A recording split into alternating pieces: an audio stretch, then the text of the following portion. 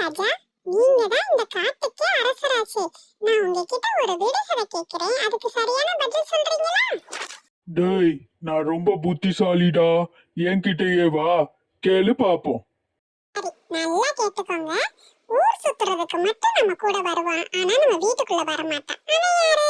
நல்லா யோசிச்சு கரெக்டான பதில சொல்லுங்க ராஜா. சரி, நீங்க நல்லா யோசிங்க. நீங்க யோசிச்சு பதில் சொல்றதுக்கு ரொம்ப நேரம் ஆகும்னு நினைக்கிறேன். நான் கொஞ்ச நேரம் இப்படி உட்கார்றேன். ஆனா அந்த சிங்கத்துக்கு பதில் தெரியல. என்ன ராஜா, பெரிய புத்திசாலின்னு சொன்னீங்க. சரி, எனக்கு நேரம் ஆகுது, நானே பதில் சொல்லிட்டு போயிடுறேன். சொல்லட்டா?